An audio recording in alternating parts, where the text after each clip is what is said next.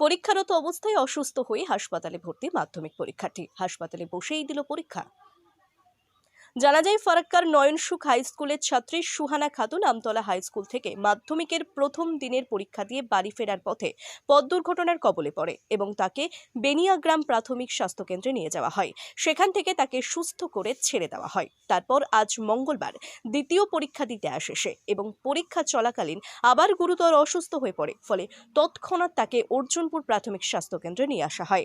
সে হাসপাতালে বসে খানিকক্ষণ পরীক্ষা দেয়, কিন্তু তার অবস্থা আশঙ্কাজনক হওয়ায় নির্ধারিত সময়ের আগেই খাতা জমা করতে হয় তাকে এবং অর্জুনপুর প্রাথমিক স্বাস্থ্যকেন্দ্রের কর্তব্যরত চিকিৎসক তাকে অন্যত্র স্থানান্তর করে।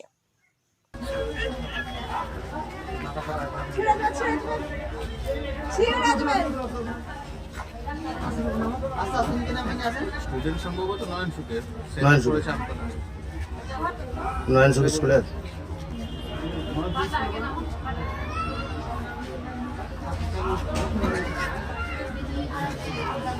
আসুন।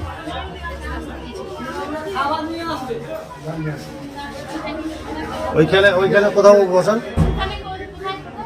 ওইখানটাতে বসান। আপনার আর এটা কার? এটা বের কর।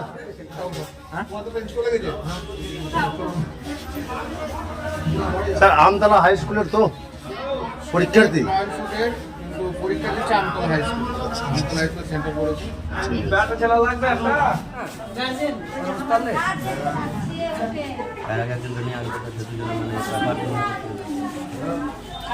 এর আগে অ্যাক্সিডেন্ট হয়েছিল বোধহয়। পরীক্ষা দিতে এসছে না, মানে তো কালকে হয়েছিল স্কুলে যখন ঢোকলো, যখন শরীর খারাপ থেকে আমাদের হেড স্যার সঙ্গে সঙ্গে ব্যবস্থা করে। তাহলে তো এই পরীক্ষা কন্টিনিউ করতে পারবে না। ওখানে অ্যাটেন্ডেন্স হয়ে গেছে। যদি এখানে ভর্তি থাকে, স্যালাইন টালাইন নেয়, তাহলে তো পরীক্ষার ইয়ে মানে ওকে দিতে পারবে। এখানে যদি দিতে পারে তাহলে কোনো কিছু কোশ্চেন নিয়েছে যতটা পারে, মানে পরীক্ষা শুরু হয়ে গেছে। এই তুমি কি পরীক্ষা দিতে পারবে? এখানে পারবে না?